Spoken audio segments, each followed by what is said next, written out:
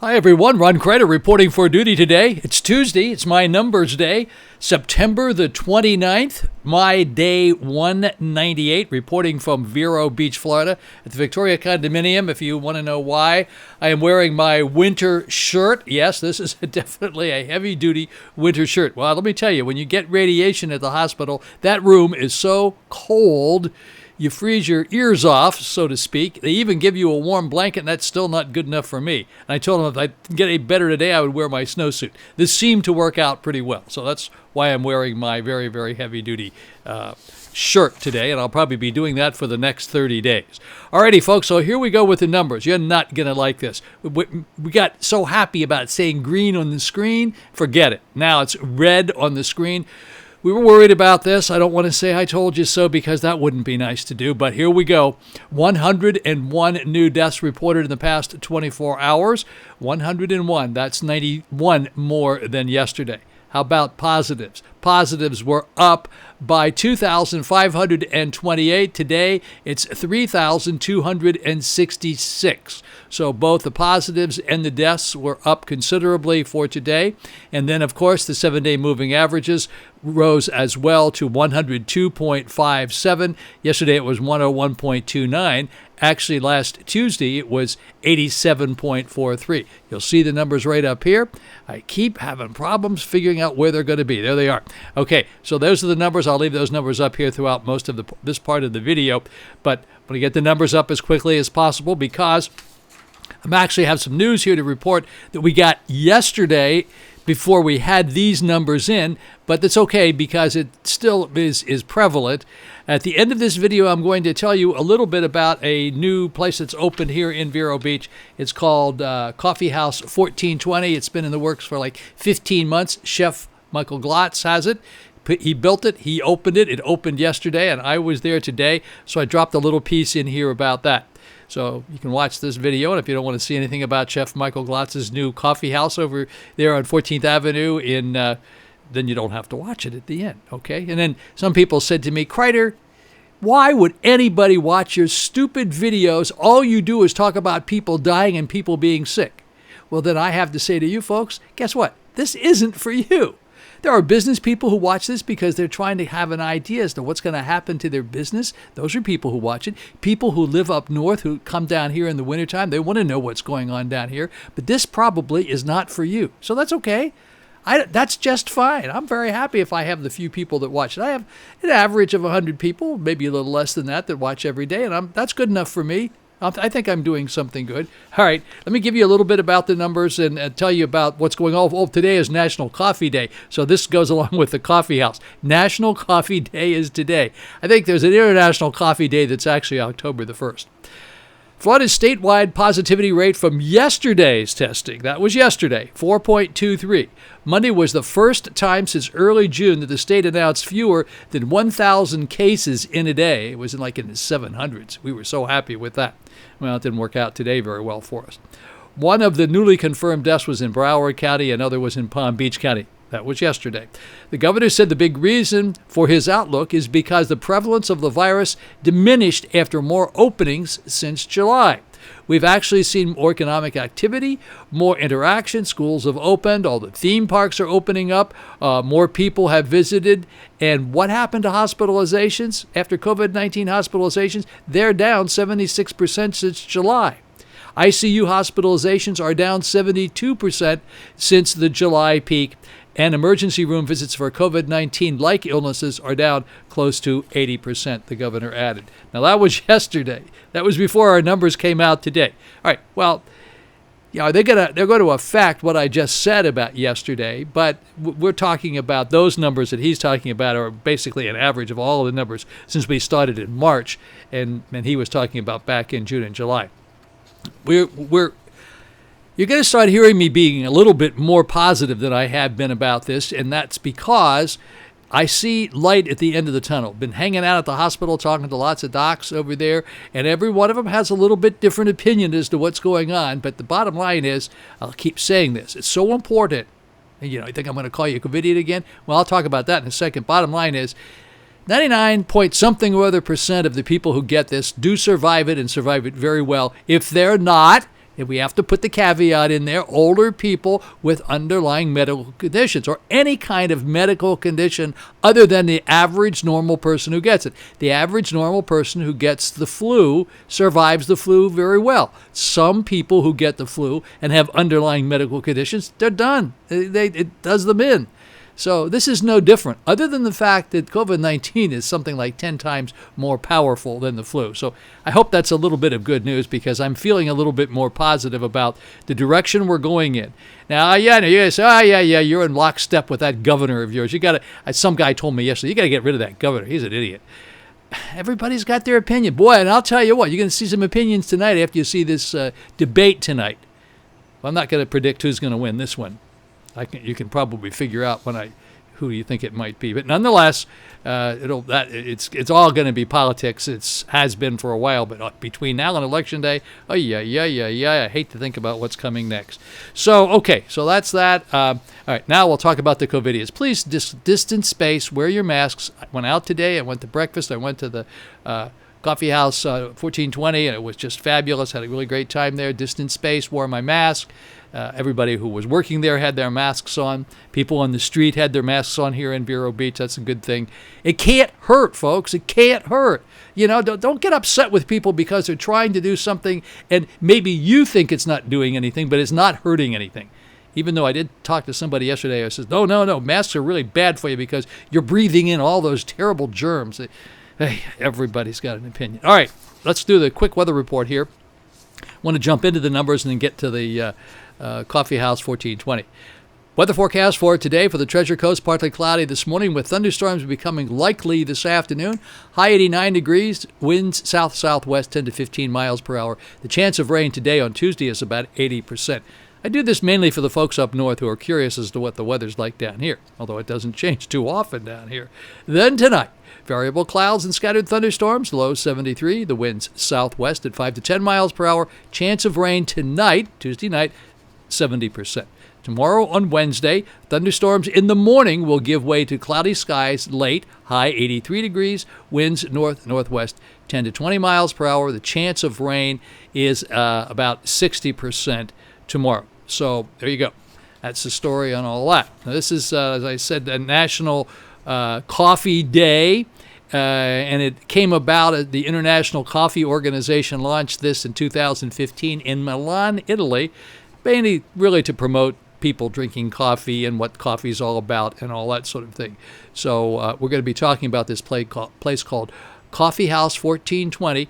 It's over on 14th Avenue here in Vero Beach, right at the corner of 14th Avenue and Highway 60. So that's coming up here in just a second after we do the numbers. And don't forget to get a flu shot. I thought I ought to throw that in. And because when I do this piece at the end, this isn't my normal piece. This is something I've sort of multi-purposed. Don't forget VeroBeach5star.com. Take a look at that. ClassicAmerica.net, our classic music channel, really good. And then MostlySinatra.com. All right, that's about all I have to say for today. Let's pop right in here to the numbers. And as soon as the numbers are over, we're going to take a look at the brand new Coffee House 1420. Thank you very much for watching. Don't forget to push the like button.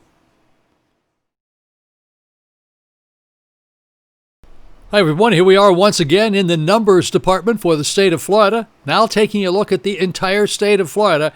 Well, this is not good. We don't like this at all. No. Look what we got here. 101 new deaths today. 101 new deaths. Come on, give me a break. Here we were at 10 yesterday, 10 the day before yesterday. Now today, 101. Oh my goodness gracious, not so good, not so good. Now, I will tell you this, most important thing to point out is that these may not have taken place just in the past 24 hours. These are the numbers that were given to the Department of Health in the past 24 hours, but they may have been an accumulation of numbers from the past. So I don't want you to get the wrong idea. I try to remind you of that every day. We report them for the past 24 hours, but that's the most recent information that came in. So 101 new deaths reported in the entire state of Florida today, 91 more than yesterday. Of course, yesterday we had 10 on Monday. Then we take a look at the new positives today. Well, yesterday we had 738. Look what we have today. 3,266. That's 2,528 more than we had yesterday. So not a good thing. Nope. But good news about these 2,528s. These people will know if they're average people who just got, like you get the flu, like you got COVID-19, you'll probably be just fine. We just don't like to see these numbers rolling in. Remind you that in the past years, we've lost 120,000 people just during the flu season. Nobody ever said anything about it with this pandemic, but it's pretty amazing how you can juggle these numbers around to make them look the way you would like them to look. Bottom line is we are in pretty good shape. We're talking about 99 point something or other. There's any number of the numbers you can stick in behind that of people who do survive this. I'm not suggesting for a second that it doesn't mean anything. It's very important. We don't want to get it. Older people like me shouldn't get it and should do everything they can to distance space and be careful. All right, well, enough about that. I say this all the time. So let me move on to Miami-Dade today for Tuesday. 12 new deaths to report in Miami-Dade, 620 new positives. In Broward County is Fort Lauderdale, 4 new deaths to report, 248 new positives. In Palm Beach County, 7 new deaths to report and 175 new positives. All right, here we are in Orange County. Orange County is Orlando. 1 new death to report, 234 new positives. In Brevard County, that's Melbourne. 2 new deaths to report, 135 new positives. St. Lucie County, that's Fort Pierce. 4 new deaths to report, 45 new positives. Martin County, which is Stewart, 0 deaths to report, 14 new positives. And in Indian River County, that's Vero Beach, that's where we are, 1 new death to report in the past 24 hours, 18 new positives. 3 of those positives were in zip code 32960, and we gave back 1 positive in zip code 32963, meaning there was an error somewhere, and so they took 1 away from the previous days. So we're down to 122. Yesterday, I think we were at 123. So that's why you see a negative number in there. All right, 7-day moving averages. Well, see what's going on here? Not a good thing. No. 102.57. See, this 100 just cranked it back up again. Yesterday we were 101.29. Sunday 103. And we were 103 on Saturday, and we were 95.71 on Friday. We were down to 87.43 last Tuesday. So we got a long way to go. What does this mean? 102 means that an average of 102 people have passed away each day for the past 7 days here in the state of Florida. But what's driving that number right now is this 172. There was a 197 in there yesterday that dropped off, but this 172 is keep holding the number up. These other numbers are high, but not like this 172. So hopefully tomorrow that number will drop off, and if we came in with a smaller number tomorrow, that would be good. Don't necessarily think that's going to happen, but thought I would bring it to your attention. I have to tell you what I think. Well, tell you what's on my mind. Here are these 7-day moving averages on my chart. It looks like we've kind of leveled off. And as I said yesterday, pretty much leveled off to a point. Here's 102.86, and that was on 9/6. And now over here we're on 929 and we're on 102.57. So it seems like if you wanted to average all of these out, average the averages, we're about a 102 something. So more or less for the past 30 days, we've about 102 people daily have passed away as a result of COVID-19. Okay, so those are the daily moving averages on my chart. Okay, let's take a look at the United States and how we fare out. We've been doing this now for the past couple of weeks, and people seem to want me to continue to do this. Texas was in number 1 spot yesterday with 62 deaths. California had 34. Georgia had 15. California had 34. Arkansas had 21. Georgia had 15. Louisiana 15. New York 14. Missouri 14. In 8th place was Illinois with 13. 9th place was Virginia with 13. Tennessee was in 10th place with 12. South Carolina was in 11th place with 11. Massachusetts was in 12th place with 11. Indiana, 13th place, 11. And here we are in 14th place. Boy, do we like the looks of that? All right, so it's a couple of days old, but the bottom line is, look at Florida there, proudly at number 14. Yeah, we only had 10 yesterday. I always say this every day. Somebody will comment on it. Oh, Crider, you say 10 like it doesn't mean anything. It means something when it's less than 100, isn't right? Isn't that good? Yeah, of course. So 10 too many, 1 is too many. But 10 is better than 100. So on the 14th, number 14 yesterday, out of all of the states. So there were a lot of states ahead of us with worse numbers. Michigan, for you Michiganders, there were 7. Minnesota, for our friends up there in Minnetonka, 7. Iowa, for Lizzie out there, Iowa, you had 6, still single digits. Kentucky, 5. Jersey, for our friend Danny up there. Danny, it's good you're staying in those single digits now. You close to the double digits there for a while. Ohio, 4. Maryland, for Julie, 3. In D.C., 3. Colorado, 3. Rhode Island, 3. North Dakota, 3. West Virginia, 3. Wisconsin, 2. Connecticut, 2. Nebraska, 2. Arizona, 1. Pennsylvania, 1. Kansas, 1. And then we get down here to Alabama, Nevada, Utah, Idaho, Oregon, South Dakota, and the District of Columbia, New Hampshire, Alaska. It looks like they didn't report anything. Either they didn't report anything or there were zeros. We're never really sure about that. Okay, folks, so those were the numbers. Best part about these numbers is that the fact that we were so far down on the list. We were number 14 day before yesterday with only 10 deaths. So we're proud of that. We just got to get back into that groove and make that happen. One more stop here, and then we'll be done with the numbers. Here we are with what we call the global view. USA cases, 7,152,221. And this was this morning at 11:48, and that was 11 minutes ago, 11:48, 11:37 probably in the morning. USA deaths, 205,161. Global cases, 33,423,249. And there we go. The global deaths did pass 1 million. The global deaths now are at 1,003,008. So we just passed 1 million in the past 24 hours. Of 1 million people have passed away as a result of COVID-19. Now, we can put a little asterisk by that and say, well, we don't know for sure. This is what's been reported. We can only go with the numbers that have been reported, but we find out that there are many, many people that were in car accidents and somehow or other they got thrown into the COVID-19 pile of people who have passed away. So, but it's the best numbers we have to go with, and probably nobody's going to care enough to sort that out. There's no point in doing so. It's just we want to get through this, but so that's considered a good average number. All of these numbers are good average numbers. All right, so those are the numbers for today, the 29th of September, and this was as of 11:49, almost 11:50 in the morning.